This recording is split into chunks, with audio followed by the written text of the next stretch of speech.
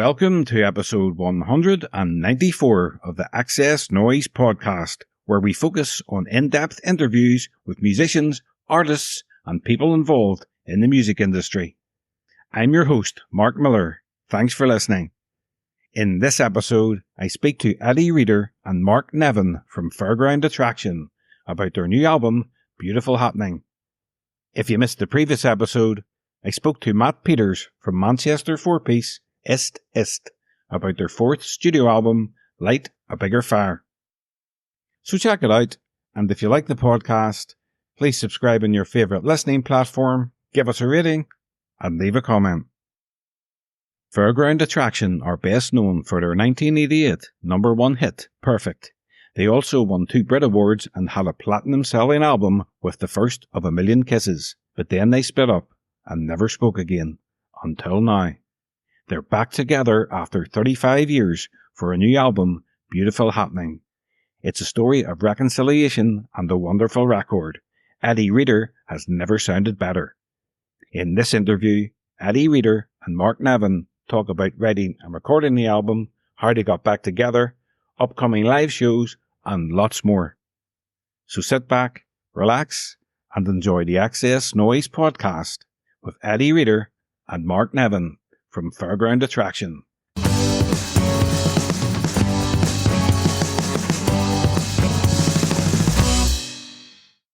So hi Eddi, hi Mark. Welcome to the XS Noize Podcast. Hello Mark. Hello. It's great to have you both. I'd like to go back to the start. Can you remember the first band or artist that made you pay attention to music? Yes, David Bowie on Lift Off with Aisha, 1973. Aisha, that's right. I remember that. And he came on with Mick Ronson and the Spiders from Mars. And they sang, he'd like to come and meet us, but he thinks he'd blow our mind. Nice. And he blew my mind. And I thought, wow, whatever these guys are doing, that's what I do from now on. What about you, Eddi? Oh God, Freddie and the Dreamers on my granny's black and white Kelly singing "Who Went Shot Shot." I was about 3 or something, and also my auntie had a big, massive pile of singles. She babysat us, so I got to play with them all, and there was posters of Paul McCartney. I remember there were photographs. They were treasure to them. These photographs of Paul McCartney and Ringo and John and George, and they were just on the bunk bed wall that I was put in to go to sleep after my milk and biscuit. And I went to sleep, and I had a dream that we were on Saltcoats Beach, which is kind of like Newcastle. It's a little holiday place. And my dad and my mum and me and Jean, my little sister, and a helicopter was above my head, and someone threw a ladder down. And it was Paul McCartney, and he climbed down the ladder and he picked me up and took me up into the helicopter. I've never forgotten that dream. It was like, obviously because my auntie's room was covered in his face, but yeah. You know. Amazing. Inspiring. Well, Fairground Attraction, you're best known for your 1988 number one hit Perfect and Find My Love from your debut album, First of A Million Kisses, which was huge. But then you split up until now. So what was the catalyst that brought you back together? Well, we kind of like a lot of time went by, and and Eddi was kind of in London for a while, a year or so ago, and she was staying very close to me, and we got back in touch, and she then came and I did a little gig, and she got up and did a song, and then she did a gig, and I did a couple of songs, and one thing led to another, and here we are. Also, there was a moment the year before that. So it's been about 2 years now that we've been in contact, and that's nice that we are. The first time I was playing the Union Chapel, and I phoned Roy to see what he was doing, if he wanted to come and see the gig or whatever. Come and play a tambourine, and he was in hospital. So I think it really. I remember phoning Mark. That was the first time, right, Mark? And we met the next day, and had a lovely lunch, and there was a whole realization with me that it's fragile, the communication that we had and created. So it became important to just actually reconnect as friends and people who have a gratitude for what the other did to the other. And I've been kind of working on that with myself anyway, trying to get myself into a place where there's nothing that I look back on and go, I'm going to regret never. I didn't want to regret meeting Mark and saying, listen, Mark, you were dead important to me, and Roy and Simon. It was just an important kind of feeling in my body that was important. And then so we spent, then the next year I got a gig doing the play in London, and I was there for 4 months, and Mark and his family were really accommodating to me and kind of welcomed me in. Just lovely, really lovely kind of reconnection. Very natural, nothing to do with making music together, just very natural. And when did you decide you were going to make a new album? Well, it was kind of like Smash in Japan, the promoters in Japan got in touch with Eddi because they wanted her to go and do some solo shows there, and she thought it'd be a good opportunity for us to go to do some gigs together, because by that stage we'd sort of all reconnected. And so then once we decided to do that, we thought, well, we should make an EP maybe, because it would be a good thing, because if you're going to go there, like just a little EP that, and then, so if you're going to do gigs in Japan, when we come back, when we're all rehearsed and up and running, why don't we just do a gig in London? And then I thought, well, it'd be a shame not to do it in Scotland. And then next thing, well, if you're going to do it, we might as well do a tour. If you're going to do a tour, you should do an album, not an EP. So it just sort of grew like that exponentially. And so next thing, we got a really busy year ahead, and incredibly, we got this album together in such a short amount of time. 17 songs in 5 days. And Mark had all these lovely new songs as well that were just waiting for me to kind of fall in love with them. And that's kind of what happened. So it's lovely. Yeah, the album is beautiful happening after 35 years. So what was it like getting into the studio for the first day?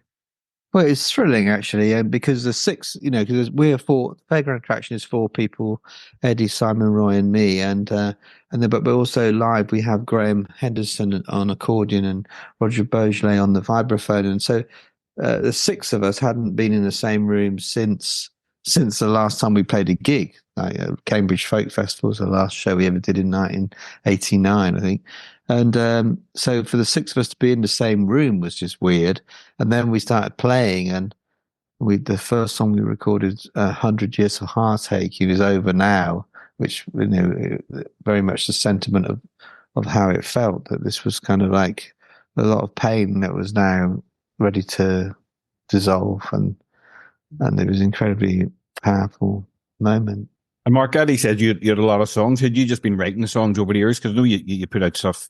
You've always been writing, or did you write specifically when you knew you were going to go in and record an album?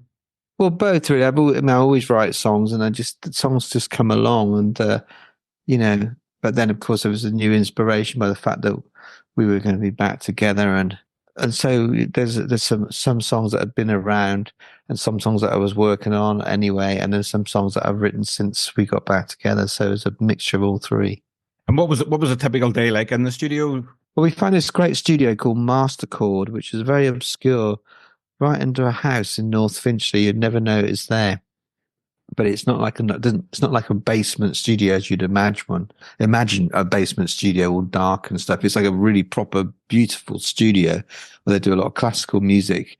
But there's no other bands around. It's just one studio, so there's not other bands in the next room doing heavy metal or something that sort of gives you weird. It's very much our own private space, a little hideaway. With a great engineer called Roland Phelan, and we hunkered down in there, and we would just get in and play and record the songs live. It's what we did the first time, as a band, rather than, we're not like sort of putting the bass and drums down, then putting the guitar down, then putting, like a lot of bands do. We perform and record the performance. I think we're very lucky in that if all the 4 of us have quite an attuned sense of what we want to sound like, as far as hi-fi or whatever you call it nowadays, but to do with sound and quality of sound. And Roy's in particular very, very good with getting his drums sounding exactly as he wants it, isn't he, Mark? He's oh yeah, and Simon as well Simon's an excellent person. He's sort of hot, with the groove and keeping it really steady. And yeah, they're a great team, Simon and Roy together, and they complement what Eddi and I do so perfectly. It just fits together. Not like any. We all work with other musicians and very good ones, but there's something that happens in a real band that's more than the sum of the parts. And it must have been amazing being in the studio after all these years. And you're saying, everything did it just feel like as if maybe it hadn't went away from all those years? Yeah, it's like when you go with your family or something. When you meet up with your family, you might have differences with them, and some of them get on your nerves and but there's that sort of blood that you have and that shared history you have as a family. And so it's similar to that in the sense that we did this thing that was so important to us all as individuals, and we did it together. And so when we're in the same room, we've got something in common with each other that other people haven't got. And one of the things that was great after Eddi and I started talking to each other again was being able to compare our experience of post Fairground Attraction years, because we both, it's traumatizing going through that and it breaking up. And we had lots of weird and painful and funny sort of stories that we'd never shared with everyone but each other. So that was a great treat to be able to do that. How did you both find that there period, the transition from being in a band and then having successful solo careers? Yeah, being there are two different disciplines. It's kind of, both Mark and I were masters of our own ships, and Simon and Roy in their lives too. So coming together again, there's a measure of relinquishment and also surrender. You have to kind of go, what is it you hear? What do you want? And kind of be interested in that. And I've found that very freeing, actually, because the way of, I love the idea that, see, when I do my gigs, I don't have a set list, so everything's in the air. It's like all the time. So in front of an audience, if I'm communicating, I don't really know what I'm going to do until I'm 6 inches before the microphone. So when with this, it's kind of like stepping into a landscape that's already kind of constructed, and Mark constructs it very well, and then I basically just kind of bring an emotional communication to what's already constructed, and we will have a set list. So that feels like another way of holding me, so that I'm free to play or sing these songs. I don't have to think about what the next one is or choose from a big, massive palette either. It's just what it is. And that feels very surprisingly freeing, because, you know where you are. You kind of feel solid on the stage. And when we went to Japan, that's what I was looking for. I wasn't sure how that would be. And when I was on stage, I was able to do my craft with Mark and Roy and Simon kind of at the helm. So they're at the helm. They're the captains and the crew, and at the same time. And I kind of let it go a little bit. It's good. It's great. It is great to do that. Which is sort of inverse to what to what, going back to when the band broke up and we were suddenly out on our own.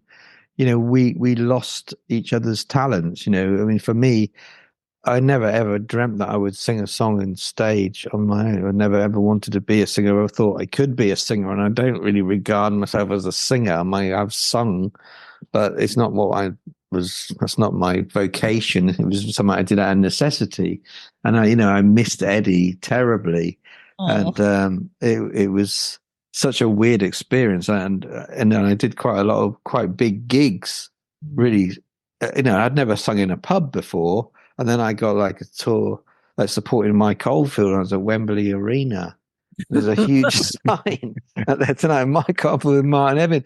And I'm on stage in front of 8,000 people singing. I've never sung in a local pub. It was like torture, really. It was like one of those nightmares that you wake up from. Oh my God, I'm glad that wasn't real, but it was real. And surprisingly, I have no bravery for that. And what Mark did, it is something I could never do at this point in my life. I mean, I could try it, but it would so frighten me to stand alone on a stage with a guitar. It's kind of, I admire people that can do that. I talk to lots of people, like support acts that have been with me, and they go, "Oh, you're great. And I'm going, "No, but I can't do what you do. I can't do it because I do need the music to dance in and out of. If I was just relying on my G, C, G and minor, then I'd feel bored, I think. And so I need that inspired sound to come at me. And Mark plays guitar. Well, it's like being a stand-up comedian, really. To me, that's the kind of thing that's the most. I admire that the be able to walk on one, not even a guitar, or not even a song, and just actually stand there and hold an audience attention with telling stories. That's masterful, and yeah, really, probably one of the most scary things you could do. And I look back and I feel very proud that I did that, because it was really scary. I mean, one really, day I will do the same. Get on stage and I'll do an hour, but I don't really want to. It's like I don't have the ambition for it. So I don't think you should do it unless you have to. Well, I mean, I enjoy. I've got doing this PhD, and it's going to be cultural, and I will enjoy kind of lecturing it. But it's just that's if you can pin it onto something, that's my thing. Is that if I'm attached to it, then I can support it and be part of the community and add my part to it. It feels like an isolated existence being a singer, and it can be, but there's not one singer I know that is really a solo singer. Most singers need the whole band and the music to cushion their falls and elevate their highs. Unless you're someone like Ed Sheeran, where he just stands by himself. How does he do it? Then Ed, I wouldn't say Ed is a singer like me. I mean, there's different musicians. My music. I was watching a film about girl bands, like in the 80s and 70s and 60s, and I was interested in the whole aspect of it. Like I'm not going for ingenue. I've never been, even if I had those abilities, I was never that. So when I hear people singing, I mean, Ed Sheeran's got great songs and great personality, and he brings it forth. I was going for something else. I was going for Picasso in singing. I wasn't going for, I'm going to sell you a song that I've written, or I wanted to go, this is this feeling.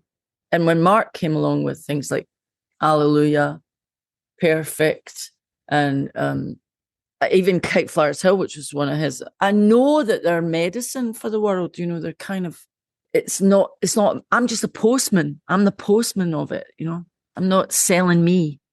When you do an interview, like you're saying about doing a lecture or something, people often go, "Oh, I'm so nervous," because they're thinking that the audience are interested in them, and so they think, "God, I'm just a human being and I'm boring." But if you're talking about a subject that you're interested in, it's the subject that's interesting, and then you just talk about it. You're irrelevant, and it's the same with song. I mean now well-constructed song. Yeah, a well-constructed song with brilliant lyrics that make sense on a universal level. It's a gift to a singer. Let's talk about some of the tracks on the album. The album title track, Beautiful Happening, I think was originally written for Italian tenor Andrea Bocelli. Is that correct, Mark? Well, yeah, sort of loosely. I mean, it was, during lockdown, there was a moment where he was singing in Milan Cathedral with just the organist, and he was singing Ave Maria, and it was echoing around the big, huge cathedral and around the square outside of it. And it was incredible. It sounded beautiful. And then they cut to shots of, empty Tokyo, deserted New York, Melbourne, Sydney, London, Paris, all them cities of the world with the completely empty streets, and this beautiful voice was singing this beautiful song echoing around the world. It was an incredible moment, and it was, those were quite scary days, as I'm sure you remember, when we all thought, wondered if we were going to die, and this was the end of the world, And then amid that, there was this kind of beautiful song, this beautiful voice kind of echoing and resounding around the world, and it was such an incredible moment. And shortly after that, my publisher rang me up and said, "Have you got any songs for Andrew Bocelli, or could you write a song for him that's sort of like a sort of Christmassy song, but it's not too as sort of early Christmas?" And I thought, well, anyway, so this sort of idea came of something beautiful in the darkness from his performance. And I don't know if he ever heard it, but he didn't do the song, and it just sort of sat there for a while. And then when Eddi and I were back in contact, I just played it to her, and she went, "Oh, I want that." And so that became the thing, and it sort of just suited what was happening for us. At this point, yeah, absolutely. It suited us. And there's things in songs that I think are like hidden layers of truth and beauty. And the fact that story exists and Mark tells it so well, and I hear it, and I didn't see that thing, but I can imagine it when he tells it. That in a way, it's they're like little ladder rungs to some better feeling, and that's all we can hope for, I think, is a better feeling all the time. And yeah, we did. I mean, I remember being sanguine in that whole COVID period. That I thought, well, if this is the end, it's the end. I'm going to spend it watching lovely things on the TV and knitting and crocheting and painting and playing the piano. But yeah, there was a sadness about never ever going into a studio again, never playing with other musicians. And it's those things that we were absolutely became into sharp focus because of that darkness and that challenge. When, for example, a gig started happening again, it was that we missed. It was the connection with our musician friends and the way we talk to each other in a language that kind of other folk maybe don't talk in. Just that ability to communicate musically without having to say words to each other, just play and all that stuff. One of the things that I felt then, was sort of like the sense of powerlessness, that you couldn't do it as an individual. It felt like you couldn't do anything to affect what was going on in the world. There was this huge situation, and the politics were so global and massive and scary, and you think, what's going on, and what can I possibly do? And that was that impotence that you could do nothing was very, very, very overwhelming for me. And and then when I came to understand that really that all you can do, which is expressed in the song Miracles on the album, is I want to do something, but where do I start? Miracles, well, that's the easy part. Miracles start in the heart. That there was a spiritual shift that was required as an individual, and that's the contribution that we can all make to the problems of the world. In fact, that's the only real contribution we can make. I agree. Which sort of leads me on. My favorite song on the album is "What's Wrong with the World," which was also the first single released from the album. I love the lyric, "You can change the mirror, but not the reflection." Yeah, well, it's the same sort of sentiment that came about. I heard a story of someone who was kind of like thinking of sort of cashing in his family to go off with some old girlfriend he'd reconnected with on Facebook or something like that. And I just remember having the thought, God, what a fool, you can change the mirror, but not the reflection. And when I had the thought, I thought, that's I like that line. That's so true, that eventually whatever you do, you end up coming face to face with yourself the more you run. And when you do come face to face with yourself, then you, like in Miracles, all you can do is take responsibility for yourself and try and be the best version of yourself that you can be. Eddi, what song on the album would be your favorite to sing?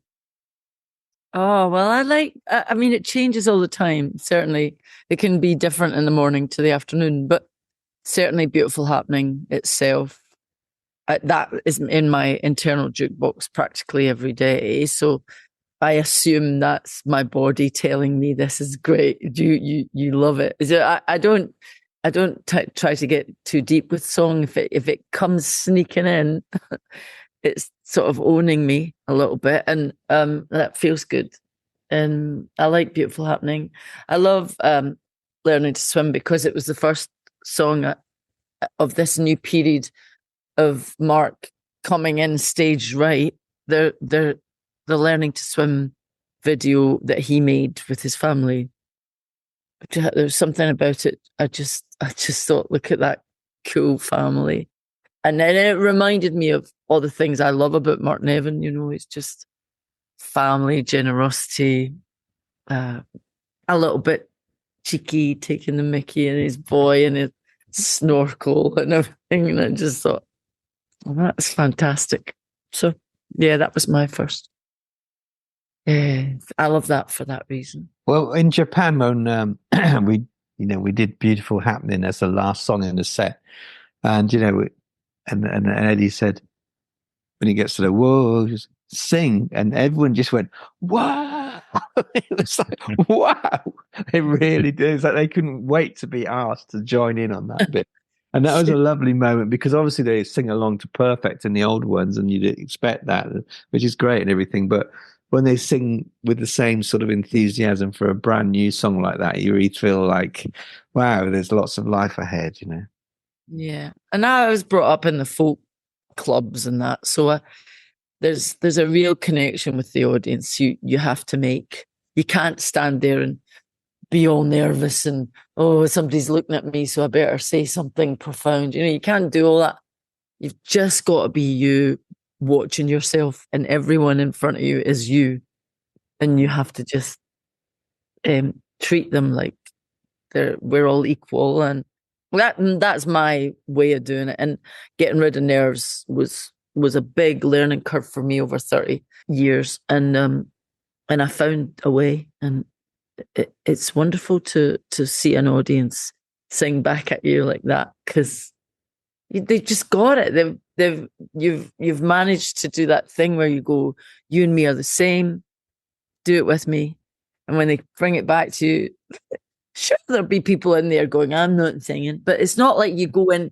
I hate it when you go into a gig and somebody goes, come on, yeah. What are you doing? Bullying. It's like I'm not blowing, not singing anything. Yeah. I can't hear you. Get an hearing aid. Put your hands together. I hate all that, but I do like it when I go, do you fancy doing that? Let's do it. The album finishes with Lullaby for Irish Triplets. It's a beautiful song. Isn't it? Yeah, what do you think as an Irishman? I just think the Irish are going to go crazy for it because it's so beautiful, and the Limerick folk. Yeah. It's about advice for a mother trying to get her babies to sleep. Well, Mark taught me about that. Mark, you can tell him what it is. I didn't know. That's one of the two songs on the record that I co-wrote, and I wrote it with a singer-songwriter from Nashville. From Austin, Texas, I think she's from, called Grace Pettis.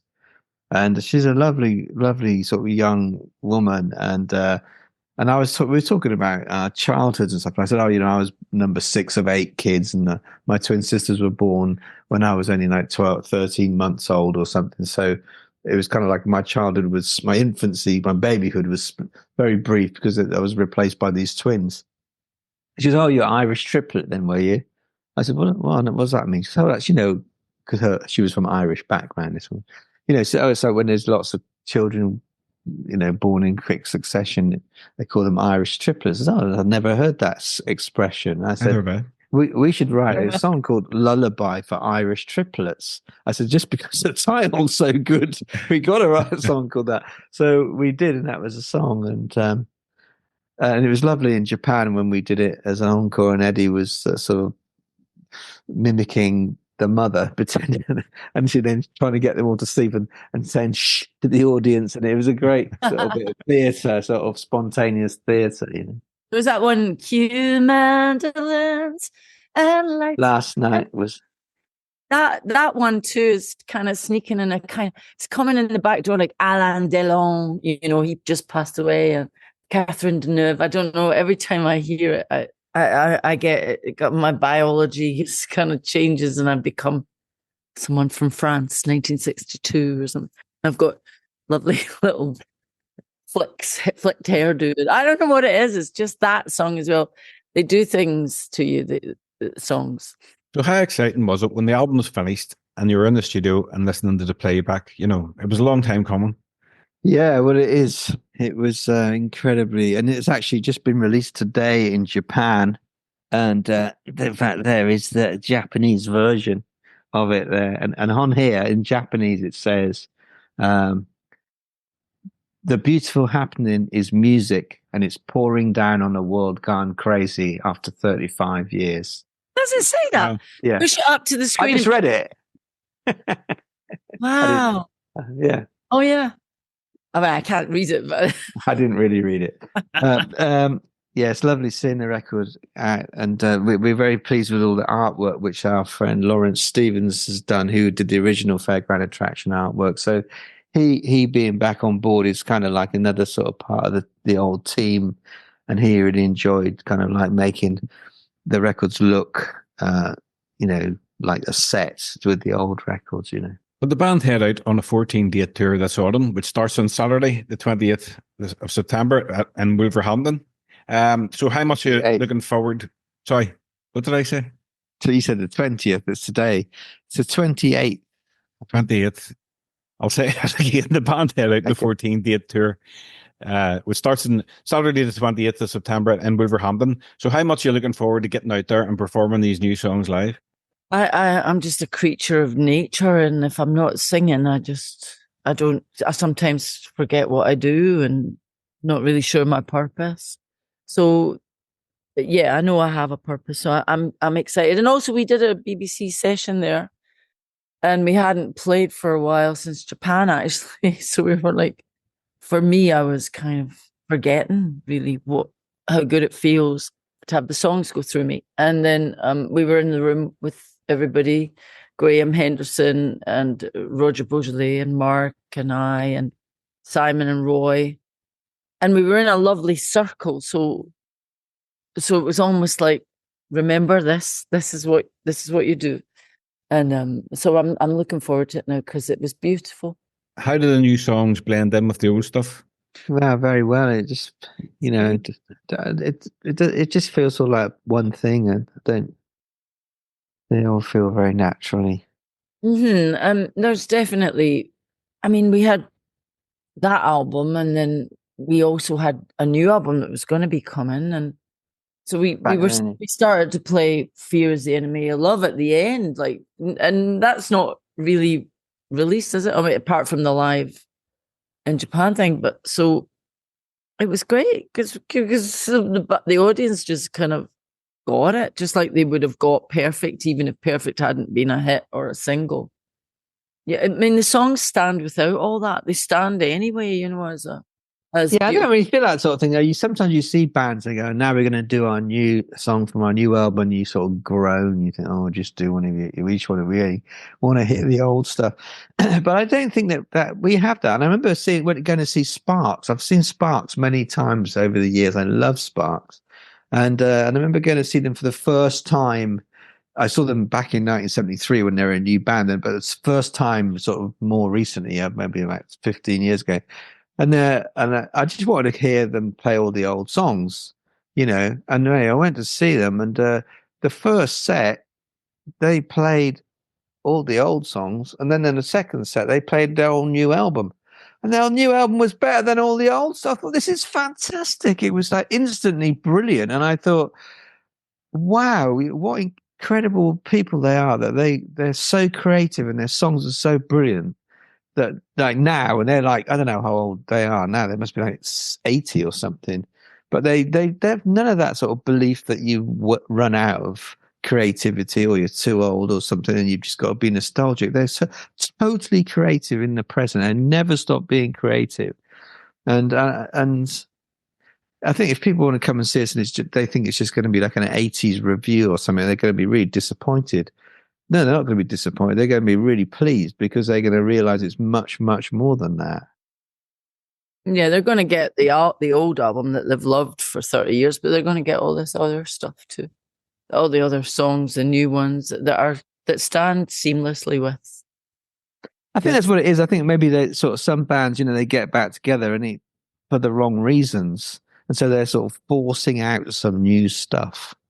And we're not like that at all. We're not forcing out anything. It's flowing, Fairground Attraction are back after all these years. Blur got back together last year. Oasis are back. Is there a band that you'd like to see back together?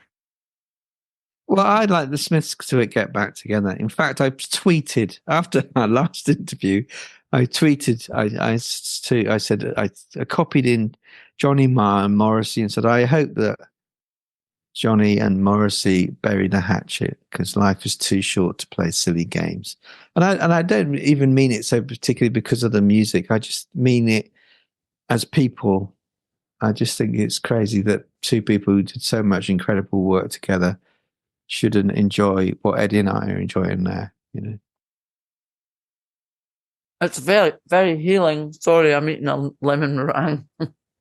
And some of my lemon meringue. Yeah. Yeah. It is like that for humans, isn't it? I was talking to my cousin the other day.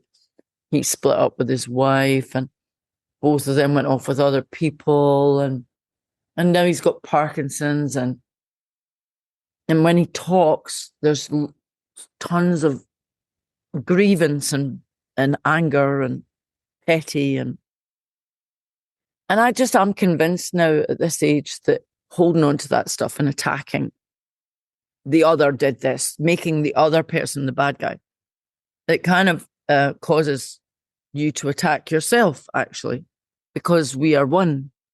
There is only one of us here, and we're all experiencing with different apertures. I'm an Eddi aperture, Mark's a Mark aperture, but what we can do together is so much more powerful and creative if we get away off that boat of grievance. And, I think with Oasis, the only thing I thought when I heard they were getting back to me, I didn't care about the music then. I don't care about it now. But I cared that their mother would be watching her sons hurt themselves like that. Because those are the things that cause illnesses and stress in the body to not only the people that are fighting, but everybody around them. So, yeah. Well, I think that's the thing. Lots of people have expressed real delight in us getting back together, partly because they knew that we fell out so badly, and they see that we can be like, well, we can do it. Anyone can do it, and people appreciate that. It's inspiring to people, and it would be really inspiring if Morrissey and Johnny Marr could do it. Be great, and their life had gone to another planet, and otherwise they're just going to be carrying on like that. There's no way to spend the rest of your life. Mm-hmm. No, that's just, I can do it again if you believe in reincarnation. In some other form, she'll be married. Morris will be a woman married to a guy called Johnny McMahon who works on an oil rig, and it'll be some kind of deal, Yeah, it would be amazing, but I mean, there's been a lot of stuff going on this week between them. I think Johnny Marr put out a statement about stuff, so I think it's a long way away if it's going to happen.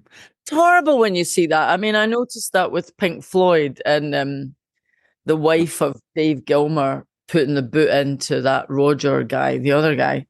I'm like, just don't be so stupid. It's childish and petty, and really get a hold of your own anger and watch what you're doing, because you're just stabbing your own eye. Mm-hmm. And you hold on to it and it hurts, and you wake up in the morning with it. And noticing people do that to each other, you go, oh my God. Yeah, actually, I was thinking just about that Morrissey Marr thing. It's like, the Smiths did that album Louder Than Bombs. That their music was louder than bombs, and music should be louder than bombs. Music should be the thing that silences bombs.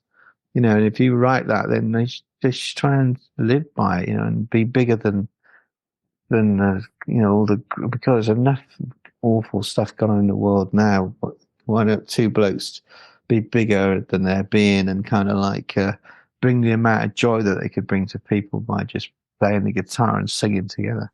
Something about generosity, just be generous, Well, it's also, I think it's fear, like people have sort of fear of making the first step and, like too shy to say, like we passed. I remember, we did, when you got up and sang Hallelujah that time, it's quite funny to reflect on the fact that the words of that song is, I see you every day. I watch as you walk down this way. We pass on the stairs of this council block, too shy to find the words to say.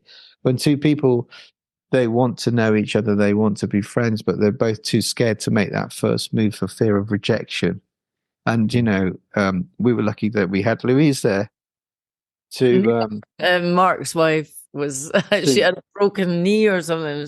She could see everything that was going on, and she just said to Eddi, "Oh, go and get up and sing with him," And that's all we needed, that someone to sort of, that little bridge between us, so to break that deadlock. And that's what Morrissey and Ma need, is someone just like that. Not everyone to get in their one's corner against the other. It's like, oh, stop it. It's also, but personally, like your song says, miracles start in the heart, and it might be me, what's wrong with the world? It might be me. The truth is, it is you all the time. It's only you. There's no, how you perceive something.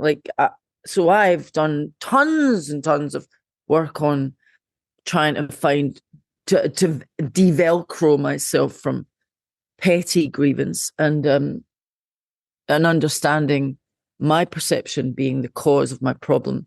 And I think learning that I don't want to be the cause of my issues with anybody. I want to present myself authentically, say, okay, I'd love to do that, but I can't do this. But I also want to offer my helpfulness as far as getting messages out there. And these messages in the new album, I think they're vital for the world, especially today. A lot of the songs I'm hearing are a bit egoistic, and there's something really universal about Mark's songs when he presents an idea, like he just explained Hallelujah.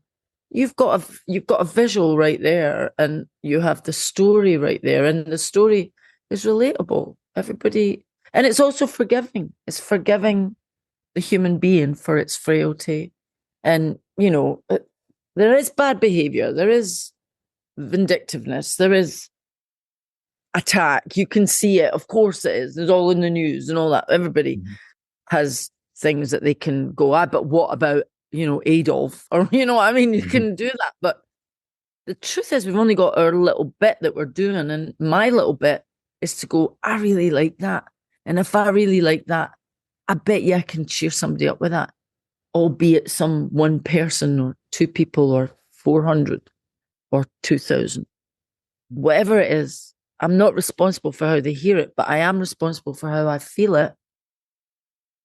And if I feel it and go, doesn't show me off to my best light, then I've lost already. I have to go, this might be a hard melody, but I'm determined to get it, because it's like in Lullaby for Irish Triplet, there's da, da, da. There's this beautiful little melody that is quite difficult, because your natural melody instinct is to maybe sing da, da. I can't do it now. Da, da, da, or da, da, da, da. Or it's just to resolve it. But there's just these three notes, and I could hear them, and I couldn't get them, could I, Mark? I was kind of, no, I've not got it yet. And I could feel myself. Da-dee-dee-dee. And the last line is so Bing Crosby, circa 1952. And I could feel all that beautiful comfort coming in with that melody, I'm explaining it badly, but I think it's the second melodic phrase in the lyric and in the verse. And these are the sort of things that make me a geek. A total geek about things like this. And so you can present me music, you can talk about Bowie, you can talk about, but I'm a geek. I'm like let me get into the nuts and bolts of that melody and let me figure out what is it about that that's making me feel that I'm in the arms of my beautiful mother who wants to love me, or there's something about melody and music that I've been connected to all my life now. And it speaks to me in such a clear voice. So when I meet it, it's like meeting Cole Porter. When you meet somebody like Mark Nevin, you're going, whoa, there's Come Fly With Me. That's Frank Sinatra and Irving Berlin. It's Ella Fitzgerald and the Count Basie Orchestra. You need, as a singer who's in love with voice and sound, I kind of know that you can turn a melody into a healing thing. I don't know why it works. I'm not a scientist, but it works. You really have to get inside the songs. Always. And even the throwaway ones. The throwaway ones that Mark never does, but, a Daft song, Happy Birthday. There's something about harmonizing with other people, singing along with other people, community, connectedness, what we're here for-ness. We're here to love, and love, the language of it is music. And if you want to see this in action, find Eddi's advert that she did when she was about 17 for that supermarket in Scotland. And she's sitting on a checkout singing. What's the song? Down to every day's another day. You could be saving money when you buy. So give it a try. It's just supermarket. Honestly, you could not have sung this jingle with more conviction. You look at it, you think, well, I'm definitely buying stuff from that supermarket. It's the most. It's incredible how anyone could sing a song like that with such conviction. It's quite surreal. Yeah. Which I will have to look that up. It becomes a slagging from my cousins, because if I walk into a house party, they'll sing that jingle, and I'll go, shut up. I'll have to definitely look that up. So, what ambitions do you have going forward for Fairground Attraction? I hope there's another album. We don't know yet. I mean, we're going to have a great time on this tour, and when we started, as I said earlier, we just started bit by bit, and it just grew and grew. And the most important thing is that we enjoy these dates, and the record comes out. I mean, there's already people asking us to do things next year, and we're just saying we're just going to do these things and see how we feel, because the most important thing is that whatever we do it from this place that Eddi's talking about, that true. Yeah. And it's been quite stressful. I mean, there's a lot of worlds colliding here. We don't know each other in the same way. We haven't been living with each other. So, I've noticed that like Roy got ill when we were in Japan, and I just sort of thought, I don't want this to kill anybody. Yeah, literally, he was taken to hospital in the soundcheck, and we did the fourth gig with no drummer. We were on stage, not sure if he'd died. I wonder if Roy's going to be still alive when we come off stage. It was very weird. And then you were sick on the plane going over. I mean, there was a lot of kind of, wait a minute, is this safe for everybody? Because it can be high, intense. We need this now and we need that now. And we've got to be careful with ourselves and our hearts, and know that that everything, as Mark says, has got to be kind of come out of a very instinctive, natural route. We're kind of, we've got a lot of the goodies already, because we care about one another. I think going to Japan was a real shock to our system psychologically. I mean, it was a great thing, but it was a big, big, big step after all that time to do something. I mean, just going to Japan, a 15-hour flight is, it's a long way, and it's so weird there. It's so different than Europe. And then under the circumstances, it was a totally surreal situation. Wonderful. But we've done it now. We've done it. We've done that. Yeah, we did sort of like a baptism of fire, really. Absolutely. And we couldn't escape it. It was like, there's where we are. We're caught in it. We're in it. We can't get a bus back home. We were just there. And it worked brilliantly. And Smash were brilliant, weren't they, Mark? Nori. Oh, fantastic! And like where we were, Mark, we were staying in a place called what's it called? That Summit Crossing? What's it called? Shibaya Crossing, which is kind of like where it's like the Piccadilly Circus of Tokyo. You know, it's like you've probably seen pictures of it with big lots of like zebra crossings and neon lights, like, you know. And it's like, you know, we were like, you know, living there for 10 days. I mean, imagine living in Piccadilly Circus for 10 days. It's just so weird. It's like, it was like being in Blade Runner or something. And it was like leaving the planet. And when we landed, there was all these placards. Welcome to Japan. Yeah. Beautiful happening. Welcome to Japan. It's so lovely, you know. It must have been mad after all these years coming back to that. Like, you know, it's crazy. Yeah. Yeah, because at the end of our thing, way back 35 years ago, we were, for me personally, I just thought that's it then. I didn't even think I would get on a stage again after that, but I did, and I tried my best to get through nerves, and then, but that was a good learning for me too, you know. And Mark would have his own learning curve, but yeah, to come back and say the most important thing is that we're pals, and you know, fuck everything else, really. Sorry, is it Sunday? I like to ask my guests the following questions. For us music fans, music is the soundtrack to our memories. What song or album, when you listen to it, brings back the best memories for you? Well, I'd say that you know, like those early David Bowie records, like Hunky Dory, that I used to listen to when I was about 14, and they were just kind of like, and the Beatles' White Album, those songs, you know, I was just absolutely amazed by them, trying to understand how you could do something so amazing. Yeah. And that really took me into another world listening to those. Yeah. Yeah. I was introduced through folk music to Paul Brady and Andy Irvine. And then that album is my constant companion. If I was going anywhere, like at the Moon, I would take the Paul Brady, Andy Irvine album. But also then on top of that, all the singers, you know, Ella Fitzgerald sings the Cole Porter songbook. Joni Mitchell doing Hissing of Summer Lawns or Coyote. Bob Dylan and Blood in the Tracks. All those were great. Oh, Kate and Anna McGarrigle, that album. Oh, yeah, that's great. Beautiful singing, and because singers teach singers, you know, so you mimic, and I was mimicking harmonies and that, but certainly, there's too many even. I just soaked it all up like a sponge. Loved it. If you could go back and relive one musical moment from your career, what would it be? What comes to mind then is when we played at that place in Denmark, Copenhagen, when Will Hasty came and played clarinet with us. Oh, yeah. Will, great jazz.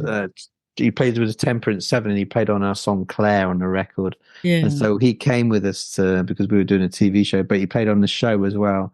And I remember him and Eddie sort of jamming together, and I remember doing Moon on the Rain with a lovely clarinet on it, and the audience all just weeping, and it was just like this, wow, that's just like, it was a moment, I can't really explain it, but that was stunning. Yeah, I mean, Will was great. He got lost in New Orleans, remember? We couldn't find him, and he was in a bar jamming away with his string vest. Yeah. And his bonnet. Yeah. Oh, too many.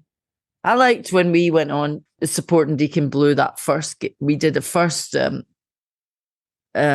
set, and we came off, and me and Mark stood in the wings, and everybody was screaming for us from the beginning when they couldn't be bothered to getting on. I mean, I was in the middle of the crowd, and Roy would play the beginnings of The Moon Is Mine, and I decided I would stand in the middle of the crowd, Deacon Blue Barrowlands, so it crowds everywhere, and I'm in the middle of the crowd, and I just started singing really loud. You know, I had this powerful, and there was a little moment where all the crowd around me, boys, lassies, all drunk, kind of moved backwards out the way like the Sea of Galilee, and it kind of went, oh no, there's a nutter in the middle of the crowd. And I kind of went through the crowd singing my heart out and then joining Roy. And then we started playing. And when we did our set, which I don't know how many songs we did, but not a whole big set, but enough. We got them in the palm of our hands. And then we were standing in the curtains at the side, just at the side of the stage. And the noise was scary. It was like, and Mark said, yeah, it was funny. Man. It was fantastic. That I remember that. I'll never forget that. That was just, and then they followed us, all the Deacon Blue fans through. They came to all the other gigs and they threw roses and little flowers. Girls gave me gifts. The girls told the boys to shut up, because they were getting all, solidarity with the female at the front there. It's nice, very good. I remember Simon saying, "Eddi, what are they saying?" And I'm like, "I'll tell you later," because it was something really rude, like "get your kit off" and all that. Brilliant. Well, guys, that's me done. That's my questions done. Is there anything you'd like to mention before we wrap up? No, really. Talking to you, and sorry we kept you waiting. Yeah.